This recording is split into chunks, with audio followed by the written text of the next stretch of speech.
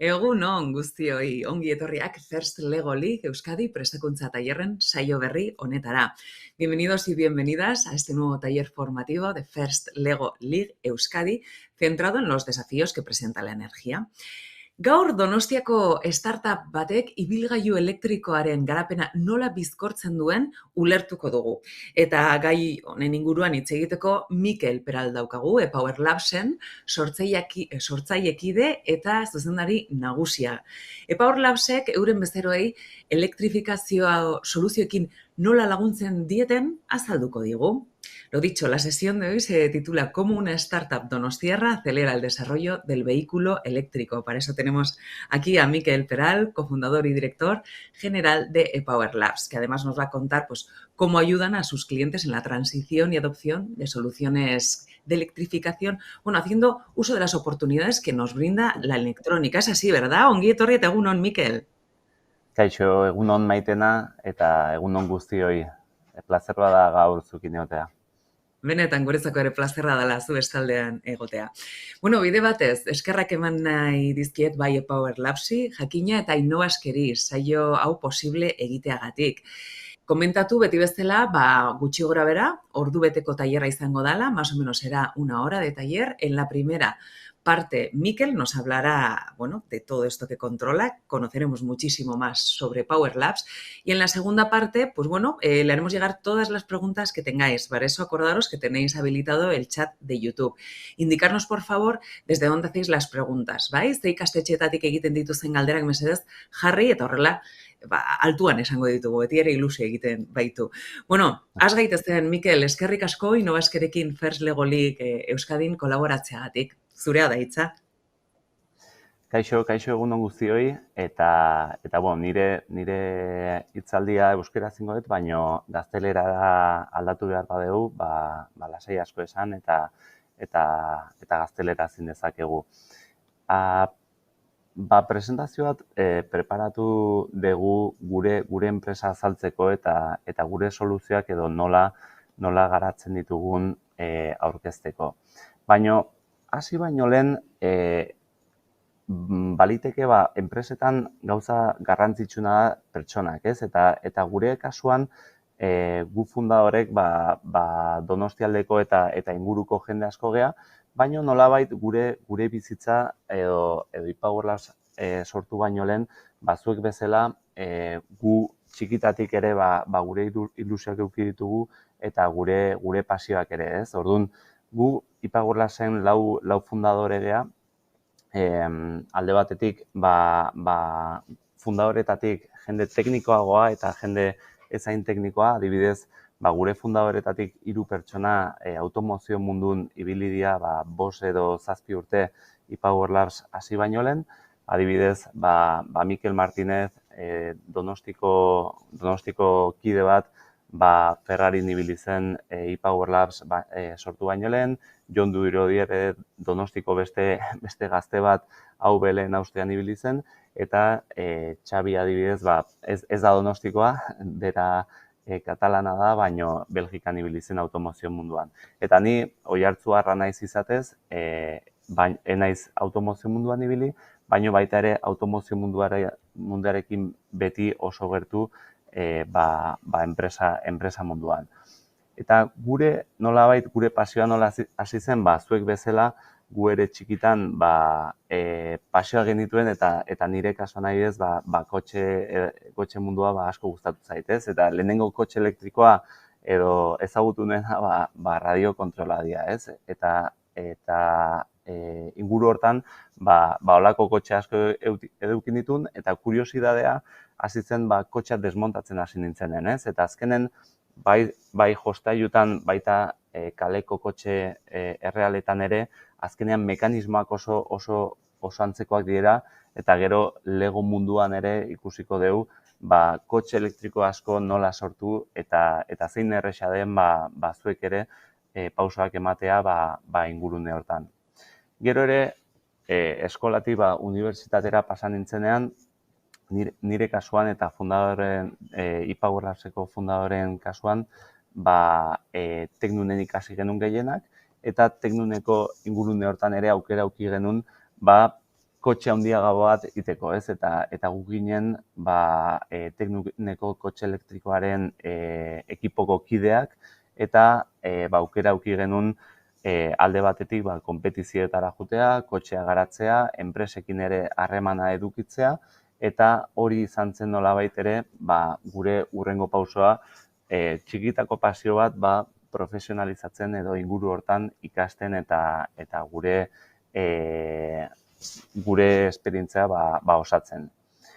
Gero, unibertsitatetik nire hurrengo pasoa izan zen enpresa mundura salto egitea, nire kasuan elektronika ikasi nuen, baino gero ikusi nuen finantzak eta estrategia zela nire pasioa, eta Mexikon eduki nituen proiektu batzuk, ere bai Gamesa edo beste enpresekin, ez, haciendo aerogeneradores eléctricos edo panel solarretako proiektu asko eduki nuen, eta nolabait sostenibilitatean inguruko proiektu asko eduki nituen eta pixkan nire fokoa osatzen.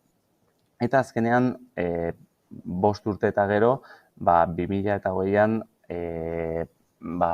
aukera egin genuen iPowerla sortzeko, 2008an 4 fundadorek hasi genuen enpresa, eta ezkerozik gaur egun 15 pertsona gea, Donostin gaude, eta mobilitate elektrikon ingurun lan nahiko interesgarriak egiten ari gara. Orduan, zer egiten dugu gure enpresan?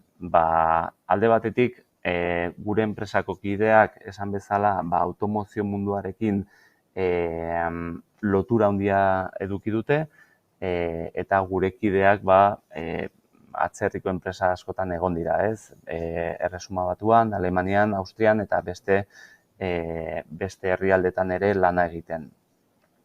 Azkenean, kotxe elektrikoa nolakoa da, jostailuetan bezala, kotxe elektrikoari karrozeria kentzen badiogu, konponente asko daude, baina azkenean simplifikatuta bateria dago, elektronika dago eta baita ere motoreak daude, eta gu azkenean produktuak garatzen ditugu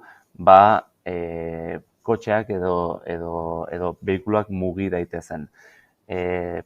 Eredu bezala hemen ditugu imagin batzuk ze kotxe, moto eta bestelako ibilgailuak elektrifikatzen ari garen erakusteko. Eredu bezala horietako ibilgailu batzuk agian kalean ikusiko dituzue edo ikusi dituzue, baina beste batzu diseinu berri batzu dira eta hemendikan 2-3 urtetara espero dugu kaleetan sarriago ikusteko. Orduan, interesgarriena, nola garatu dezakezue mugikortasun elektrikoaren inguruan zuen ideiak, zuen pasioa eta Lego Challenge-ek nola ireki dezake aukera zuek ere mugikortasun elektrikoan zure pasioa garatzeko. Gaur egun abantaila handia duzue, orain dela 10-15 urte YouTube eta bestelako kanalak ez ziren hain sarriak, eta gaur egun informazio asko duzue interneten. Ni bi eredua aurkitu ditut, eredu nahiko interesgarriak azaltzeko, eta agian pasagaitezen bideora eredu hauek ikusteko.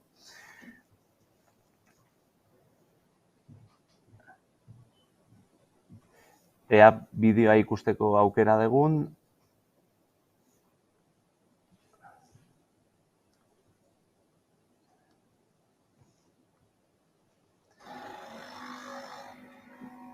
Kaixo, Gonzalo, ¿ikusi dezakegu bideoa? Sí, están viéndolo. Vale. Bueno, abre la ventana de la llamada y así ves lo que están viendo todos. Ikusten dezuen bezala, azkenean ibilgailu batek objektiboa daka.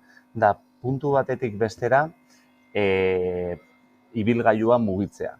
Baina, orduan, eredu hontan argi ikusi dezakegu batzutan ibilgailua puntu batetik bestera mugitzeko arazo ezberdinak daudela. Eta ibilgailu batek ez dula beti errekerimendu guztiak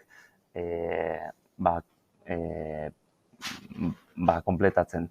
Orduan, hemen adibide bat bezala, da nola Lego jostailuekin ibilgailu batek eduki ditzazken arazo guztiak edo arazo ezberdinak nola konpondu daitezken. Eredu honetan, zer da edo kalean, edo ze kotxe da hobeagoa edo konplexuagoa, Ferrari bat edo traktore bat. Azkenean, depende zein den kotxearen egoera, kasu batzuentzako Ferraria izango da egokiagoa, bestentzako traktorea izango da egokiagoa, eta alderdi honetan elektromugikortasunaren erronka da nola eguneroko bizitzan gure kotxeak lagundu diezaguken gure desplazamenduak egonkorgarriak izan daitezen, gure bizitza ere errazteko, eta nola kotxeak lagundu diezaguken eguneroko bizitza aurrera eramaten. Hemen bideo honetan ikusiko dituzu adibide asko nola sortu ibilgailu ezberdinak, eta azkenean hemen parteak ikusita gurpilak argi daude, eta erdian ikusten duzuen kaja hori da motor elektrikoa, pila eta bestelako energia iturriak ibilgailu hortan. Hurrengo bideora pasatzen bagera, ere ikusi dezakezue, ez bakarrikan errepidean ibiltzen diren ibilgailuak motor elektriko eta bestelako elektronika daramatzatela, badaudela beste ibilgailu mota batzuk, helikopteroak, dronak eta bestelakoak, eta hauetan ere motore elektrikoak behar dira, elektronika behar dira, eta Legoekin adibidez horrelako ensaiu asko egin daitezke. Bideoa aurrera pasata edo bukaerara pasata ikusi dezakezuen nola sistema simple batetik nola garatu daiteken dron guzti edo konpleju bat pieza oso simpleekin eta etxean egin dezakezuen desarrollo edo lanekin. Eta hemen, inkluso radiokontrola ere bezala kontrolatu dezakezue eta nola ibilgailu oso bat sortu. Beraz, hau da pixkat erakutsi nahi nizkizuen adibideak, eta nolabait ere nire mezua da gaur egun informazio asko dezue interneten, kalean ikusten dituzuen ibilgailu eta kotxeak egia da oso konplexua direla, baino ibilgailu hauen erronka ere eskala txikian eta zuen etxean ere hartu dezakezue eta mundu hontan zuen lehenengo esperientzia eduki. Beraz, eskerrik asko eta zuen galderak erantzuteko hemen dauzuet. Primera, mila esker, Mikel. Ni galdera pila bat ditut. Beste hori ere gogoratu, YouTubeko kanala dutzuela, txata daukazuela, zuen galderak bidaltzeko, eta gogoratu, ikastetxea ere jarri, poner también de qué colegio nos mandáis las preguntas. Mikel, zuk esan duzu, elektronikan hasi zinela, baina gero estrategia eta finantzak zure pasioa zirela aurkitu zenuen edo somatu zenuen, eta horretara jarri zinen, eta Mexikon ere egon zinen. Nola izan zen hori? Zu hasieratik garbi zenuen elektronika egin behar dut, nik hau hemen daukat nire bihotza, edo pixkanakoa joan zara zure bidea egiten eta ikusten? Bai, azkenean, gazteak geanean zaila da jakiten ea gure pasioa edo gure bidea zein den. Nire kasuan, ordenagailuak asko gustatzen zitzaizkidan, kotxeak, ibilgailuak ere, beraz, bi munduak batzen dituen gunea badirudi elektronika dela, baina gero unibertsitatean konturatu nintzen beste interesak dituela finantza munduan eta enpresa munduan. Beraz, azkenean, nire erreflexioa da, gutxinaka egin behar da bidea, baino beti ere kuriosidadea eta ikasteko gogoak edukita, gauza ezberdinak ikasi ditzazkegu, ez? Ni unibertsitatean elektronika ikasi nuen, eta elektronika munduan gauzak ulertzen ditut, baino gero finantzak gustatu zitzaizkidanean, gaur egun interneten informazio asko daukagu, liburu asko daude, norberak ikasi dezake, nahi duen gaia jorratu dezake, eta alde hortatik interes eta kuriosidade pertsonal horrek eman zidan aukera nire bizitza profesionala nire pasioaren inguruan jorratzea. Hori mundiala dala, azkenean bizitzako parte handi bat, hein handi baten lanean ematen bai dugu. Eta pasioa izatea, gauza ederra da. Zuek enpresa bat sortu duzue, ePower Labs. Leheno ePower Labs esan dut, baina ondo entzun bat zaitut, ePower Labs da. Bai. Zerra enpresa bat sortzea. Zuek ere aldez aurretik beste enpresa batzuetan egon zarete, entzun dut taldekide batzuk Belgikan, zu Mexikon, beste batzuk, kanpoan ere izan zeate, Sona edo Itzala handiko enpresetan, eta gero zuena sortu duzue. Nola da hori? Hori ez da bat ere erresa. Ez da bat ere erresa, ze azkenen esango nuke enpresa bat elementu oso konplexu bat da, baino elementu horren agian parterik garrantzitsuena da pertsonak. Azkenean enpresa bat pertsonek sortzen dute, eta guk argi eduki dugu ekipona baldin badegu, ez dakigu produktu batzuk garatuko ditugun edo beste batzuk, baino ekipo on bat edukita, segurazki gauzak erresago sortuko ditugu, ez? Orduan, alde hortatik, ekipoa izan da lehenengoa, ekipo fuerte bat garatzea, ekipo gure artean ondo eramaten geran jendea elkartzea, eta lan inguruan hori lortzea ez da erresa. Eta gero hurrengo erronka da, behin gure produktua sortuta, nola bideratzen ditugun merkatura, ez? Eta askotan, hortarako habilidade ezberdina behar dira, ekipoan badago jendea oso teknikoa dena eta produktu osona garatu dezakena, baina gero produktu hori saldu egin behar da, ez? Eta hortarako, ekipoan beste pertsona batzu daude, non saltzea asko hobeto egiten duten, orduan, azkenean ekipo baten, ez? Futbol ekipo baten, edo baloncesto ekipo baten, edo beste eremu batean komplementarietatea eta guztien habilitatea ezinbestekoa da, eta hori da nire ustez gure puntu fuerteena, ez? Perfil ezberdineko jende asko elkartu garela, eta enpresa baten prozesuen alorrean guztien artean aurrera eramaten ditugula. Nik uste dut horretan denok gauza bera esaten duzu hemen, tailerretan, First Lego Ligo Euskadiko tailerretan, eta da aniztasuna. Denetarik behar da, gogoa, pasioa, eta zuk diozuna, akaso igual elektronika gustoko duzu, baino ez duzu hori ikasi nahi, baino aldiz, salerosketan oso ona zara, eta gian horrelako talde batean egon zaitezke, ez da? Beste batera bat, leheno ikusi dut eta slide batean, PowerPointean jarri duzula unicorn, ez? Enpresas unicornio edo unicornio enpresak. Bestaldean dauden guztiek batzuk jakingo dute zer dan, baina azaldu guzu mesedez zer dan enpresa unicornio bat eta nola lortzen dan hori izatea. Bai, azkenean finantza mundua edo enpresa berrikuntza munduan, azkenean enpresa bat sortzea eta enpresa horrek arrakasta edukitzea, probabilitatea oso baxua da, ez? Edo estadistikak esaten duena da oso zaila dela. Baina noizbehinka ematen dira kasuak non enpresa txiki bat azkar asko haundi egiten den, eta horri ez unicornio deitzen zaio, non probabilitatea txikia denez eta nolabait estadistika kontra duenez unicornio ditzen zaio kasu bereziari non enpresa txiki bat haundi egiten den egoera azkar baten, ez?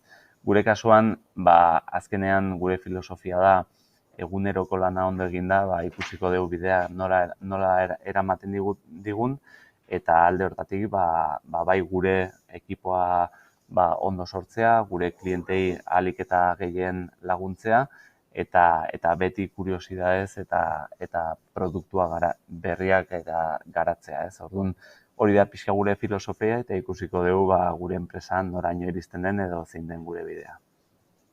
Garrantzitsua da, ze askotan, ez dakit, bestaldean daudenak, pentsatzen dute, zuk behin egiten duzuna arrakasta izatea da, adibidez, enpresa unikornio bat izatea, edo youtuber famatu bat izatea. Eta askotan arrakasta ere bada, gustoko duzun horretan lan egitea, ez da? Talde jator batekin eta langile batekin lan egitea, eta zuk diozun balio guzti horiek ez partekatzea, ez da? Gizatalde horren barruan. Goazen zuen espezialitatera. Teknologia oso azkar aldatzen doa. Esango nuke gure burmuina edo gure bizitza estiloa baino azkarrago. Baina ikusten dugu hori, ez? Kotxe elektrikoen kasuan, oraindik gauzak mantso doa zela. Zergatik uste dela hori, eta zergatik ez doaz bat, bai teknologia eta bai gure bizi estilo aldaketa. Bai, oso galdera konplexua, azkenen faktore asko daude ez, baina adibidez hartzen baditugu Europako bi herrialde, adibidez Norvegia eta Espainia. Azkenean Norvegian kotxe berria saltzen diren 80% kotxe elektrikoak dira, ez? Baina bestalde Espainian kotxe berria saltzen dienean 5% edo kotxe elektrikoak dira. Orduan, ez dago argi zergatikan Europako herrialdeen artean hainbeste diferentzia dagoen, baina seguraski kulturalki pertsonen nola erabiltzen ditugun kotxeak badula zer ikusia ere, teknologikoki ere kotxe marka handiak orain hasi dira serio hartzen kotxe elektrikoaren garapenak, eta kotxe bat garatzea 3-4 urteko denbora behar du, beraz, enpresak erabaki hartzen duenean kotxe elektrikoa egitea, 3-4 urte behar dira kotxe hori merkatuan ikusteko, eta nire ustez hurrengo 2-3 urtetan kotxe elektriko pila bat ikusiko ditugu kaleratzen, kotxe elektriko horiek aurreko generaziokoak baino askoz hobeagoak izango dira, eta gutxinaka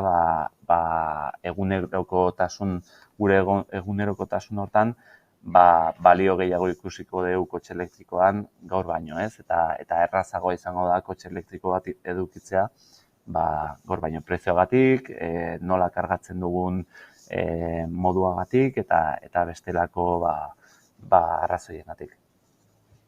Askotan hemen ere aipatu izan dugu, ez? Behar dela baita estaldura bat, ez? Horri dagokionez, edo zentokita barraiatzen duzula, garbi eduki behar dezula, ez? Karga postu bat bertan nun kotxea, ez? Puntuan jarri dezakezun. Hemen hitz egiten dugu elektrizitateaz, hitz egiten ari gara hidrogenoaz. Noiz erabiltzen da, gauza bera ote diran, pentsatzen dut ez, eta noiz erabili daiteke bata, eta noiz hobe den beste erabiltzea, zure ustez? Bai, azkenean biak dira kotxe elektriko bat. Galdera da, ea nondikan ateratzen dugun energia, bai bateritatik edo bai hidrogenozko pilatatik, ez?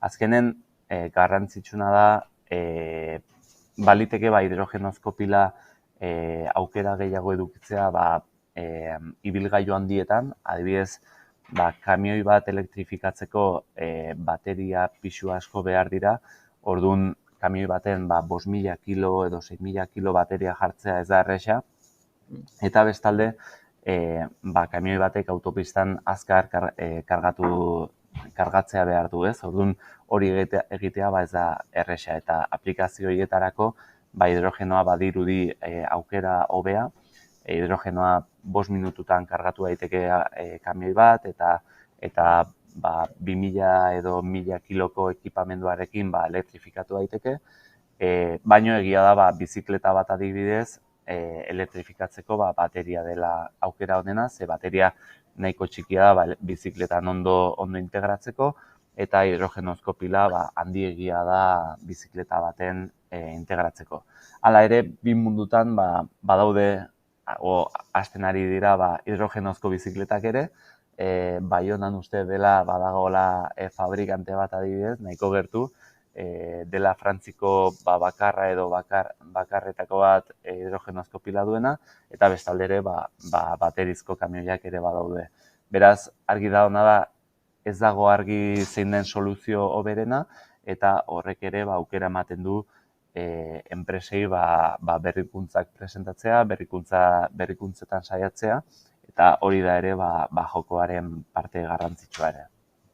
Claro, gauza asko dira, ez duk diozuna pixua, pixu horrek ero suposatzen du ere, iraunkortasun aldetik ere ez dela oso nahi izango, diseinuak gauza asko daude, ez da? Arazoak aukera bihurtu daitezke, baino jende, talde handi eta anitza behar da horretarako pentsatzen dut.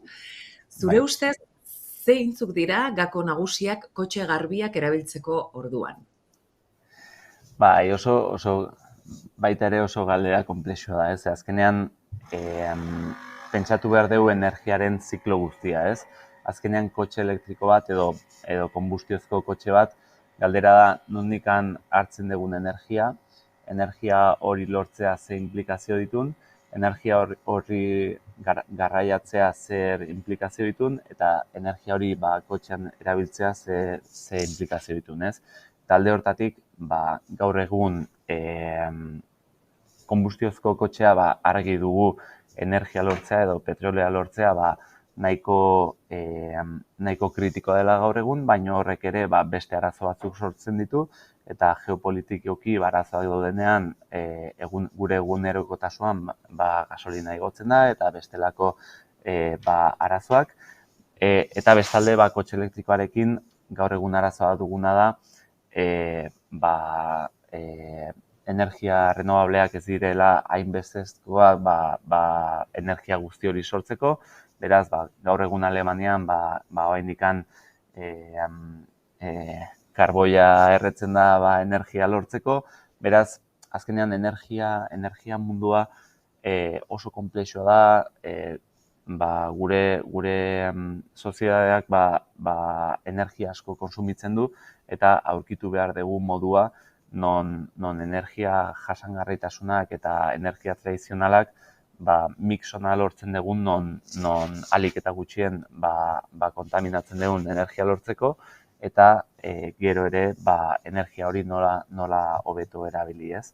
Eta kotxean ere galdera asko daude, nola konponenteak birziklatu, nola bateriak jasangarritasun modu baten fabrikatu, nola baita ere alik eta gertuen fabrikatu, ze azkenean bateri bat erosten badugu bizikleta batentzako, eta bizikleta hori Donostian ibiliko bada, baina bateria hori Txinatik badator, eta Txinatik etortzeko barku handi bat behar badeu, eta barku horrek diesel pila erretzen badu, azkenean ez dakit bateri horrek zentzua duen, ez? Beraz, baita ere guk gure enpresan argi dugu hemengo industria eta Europako industria garatu nahi dugula, gure fabrikazio osoa Euskal Herrian egiten dugu, eta ez bada Euskal Herrian, Espainia mailan saiatzen gara, eta ez bada Espainia mailan, Europa mailan, baino asiatik produktuak ekartzea ez da gure filosofia, eta alde hortatik ere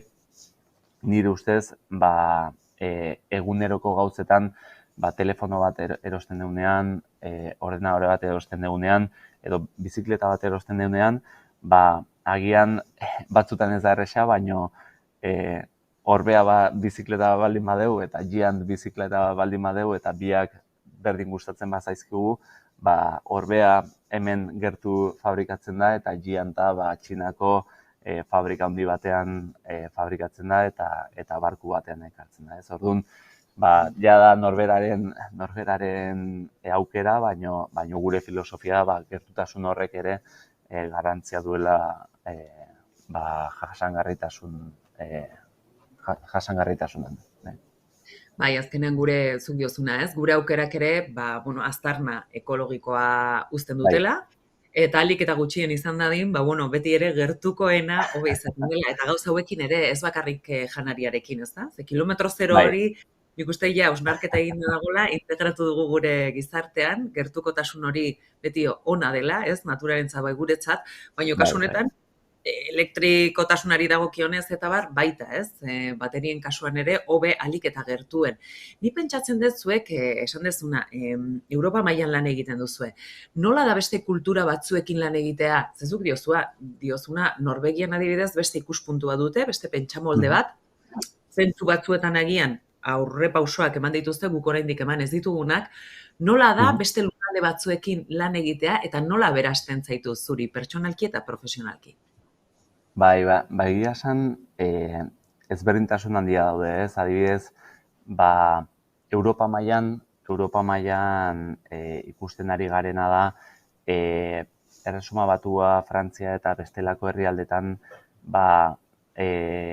nolabait dena azkarrago mugitzen da hemen baino, ezakit, beraiek argiago duten behaien aukerak edo kulturalki harrotasun gehiago dakaten aurrera pausoa egiteko eta alde hortan gure Europa mailako proiektuak askoz erritmo handiagoa dute gure hemengo proiektua baino, ez? Hemen egia da, agian gu enpresa txikia geanez, oraindikan konfiantza sortzeko edo guri aukera emateko iruditzen zaigu hemen gure ingurunean pixkat segurolagoak direla enpresak, ez? Eta ez badezu 10 urteko esperientzia batzutan zaila da aukera edukitzen, eta bestalde ikusten duguna da Estatu Batuan, Indian eta bestelako merkatutan teknologian edo teknologia gustatzen bazaie, segituan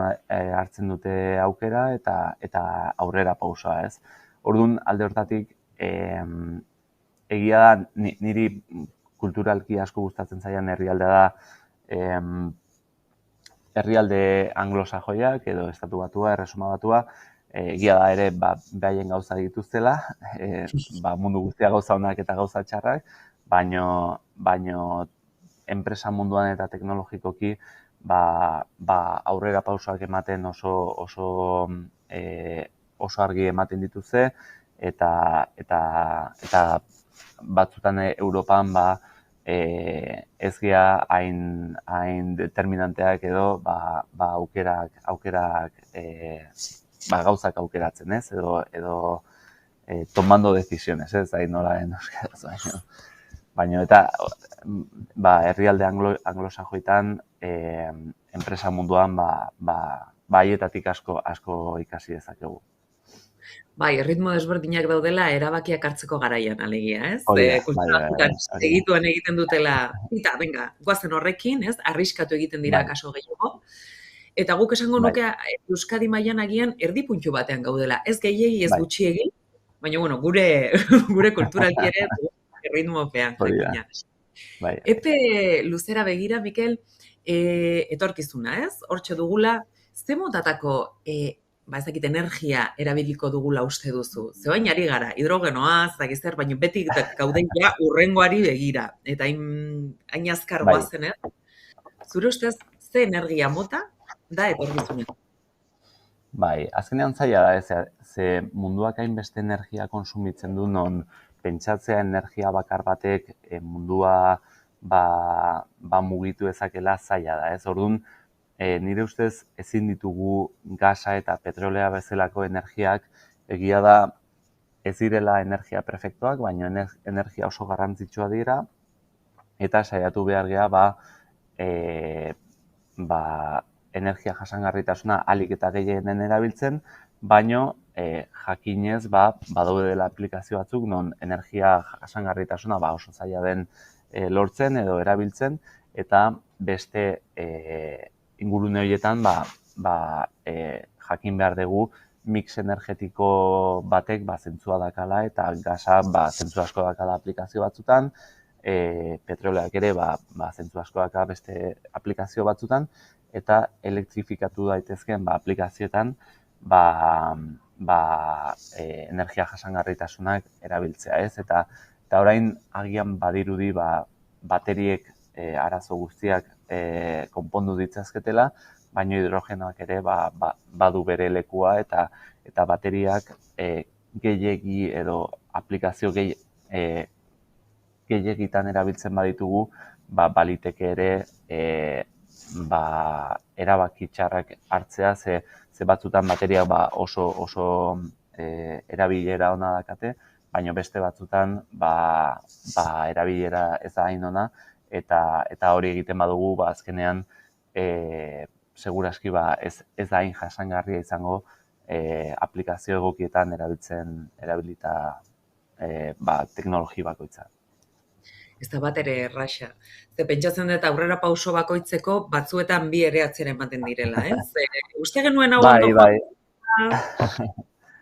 Bai, askotan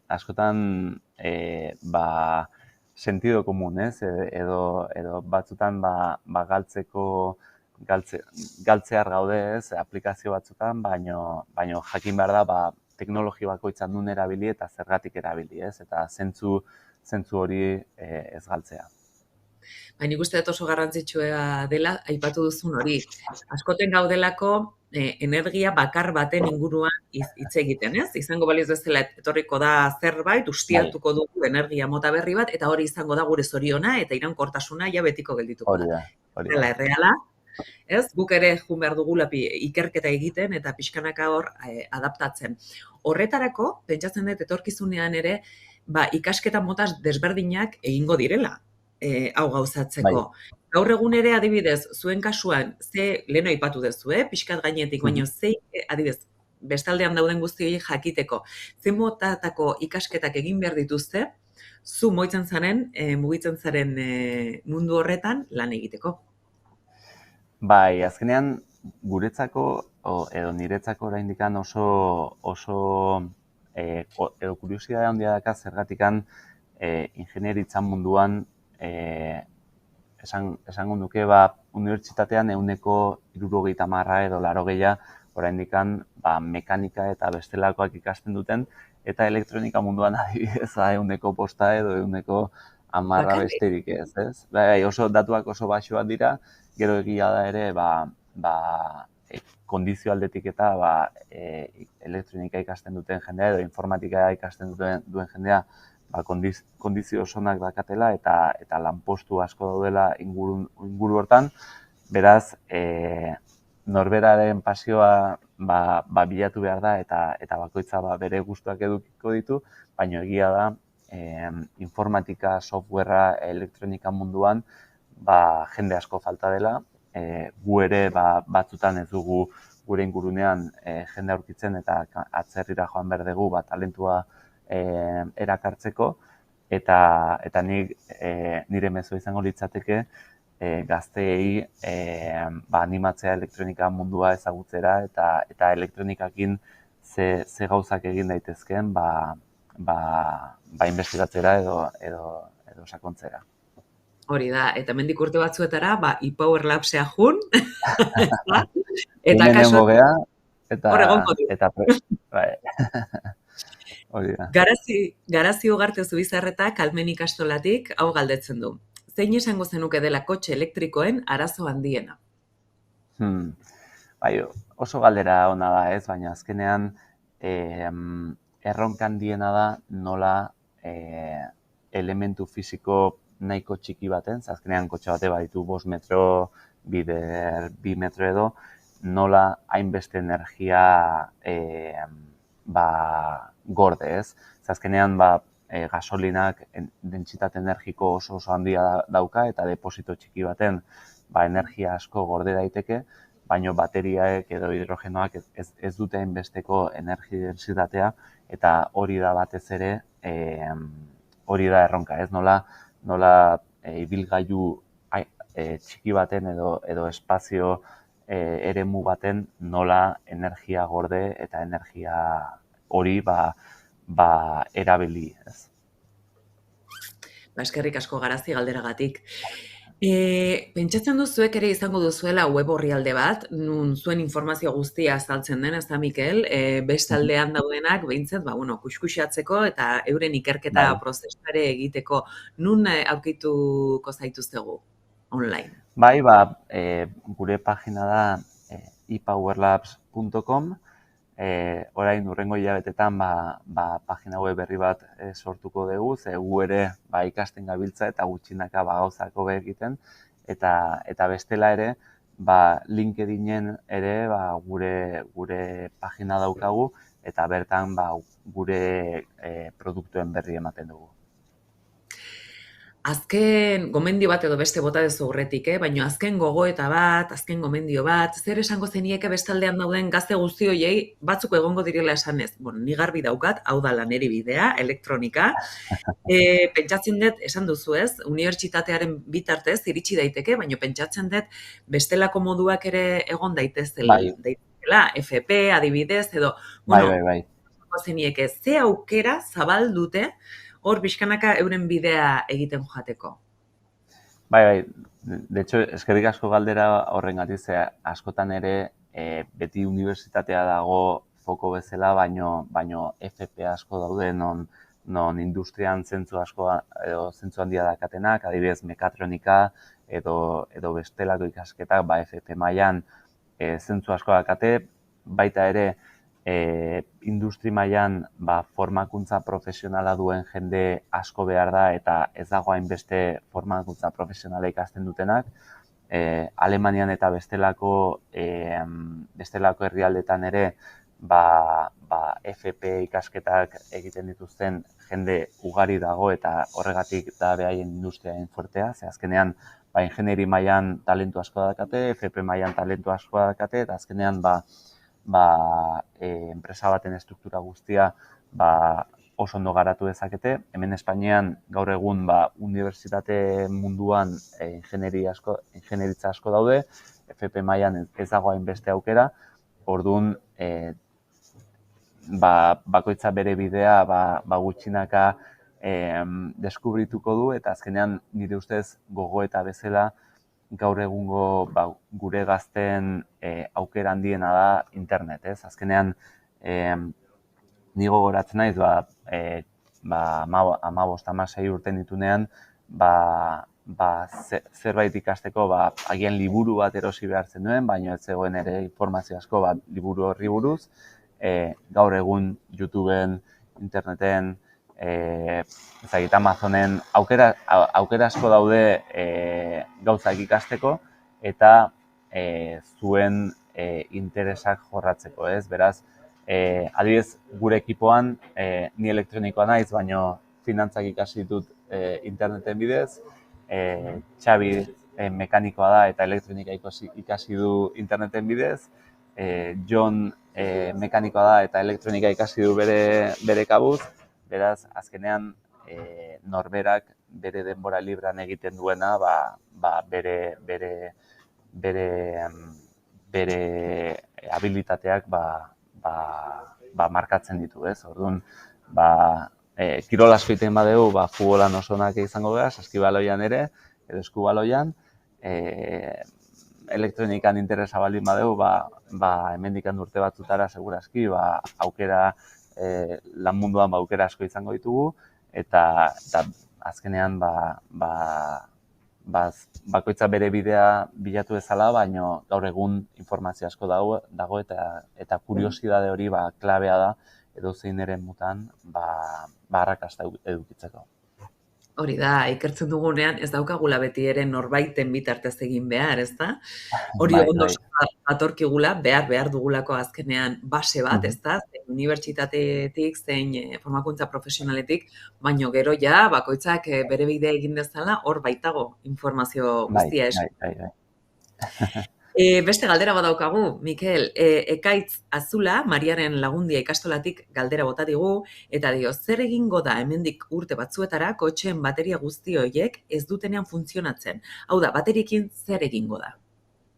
Bai, oso galdera ona da, ez? Azkenean, badaude baterien parte batzuk non birziklatzea erresa den, baino beste batzuk hain erresa ez dena, orduan, azkenean, kotxe fabrikanteak edo bateria fabrikanteak asko ikertzen ari dira nola material horiek birziklatu, nola material horiek berriz erabili, baino argi dago bateria asko sortzen baitugu, eta gero ez badago modurik bateria horiek birziklatzeko edo bateria horiekin nola merkatutik atera, arazo bat edukiko dugula, ez? Orduan, industriak interes asko dauka biziklapen teknologietan, eta hau da guztiarekin bezala prozesu bat, ez? Agian metalurgia bain dela 50 urte edo 60 urte biziklapen hortan etzegoen hain garatuta, gaur egun metalurgiako edo burningintzako edo zein prozesutan biziklapen prozesu asko daude, bai energia, baita prozesuetan sortzen diren zaborra eta bestelakoak birziklatzeko, eta baterien inguruan edo hidrogenoaren pilaren inguruan berdina gertatuko da, ez? Egia da ere, hidrogeno pila bateria birziklatzea, hidrogeno pila birziklatzea errazagoa dela bateria baino. Baina seguraski soluzio berria sortuko direla hurrengo urteetan. Eta pentsatzen den lanpostu berriak ere, guzti hori horren kudeaketa eta birziklapena ere, ez? Egiteko. Bai. Bueno, Mikel, plazerra izan da, zu gurean izatea, segi Power Labsen egiten duzuen hori hain txukun egiten jarrai dezazuela halako arrakasta izaten, zuen onerako eta denon hobe beharrez, ni beti esaten dut, zuek iraunkortasunari begira nola zaudeten, ez mundua hobea nola egiten duzuen, den hori datorkigulako ondo. Mila esker, Mikel. Ni esker zuei eta gaztei animatu mundu hontan ikertzera eta zuen jostailu eta tramankuluak sortzera. Hori da. Laster arte. Eskerrik asko, agur. Mila esker zuri, Mikel. Bueno, eskerrik asko bestaldean, egon zareten guztioi, mila esker, muchas gracias, y bueno, la próxima jornada se celebrará mañana, donde Jon del Olmo, de Mondragón Universitatea, nos va a hablar sobre edificios inteligentes y hasta dónde estos conversarán con sus habitantes. Hau da, eraikinak eta bertan egongo diren, bizitzen egongo diren pertsonen arteko solasaldien inguruan hitz egingo dugu. Zerbait nahiko konplexua horrela esan da, baina ziurazki oso interesgarria. Bihar arte eta ondo izan. Agur!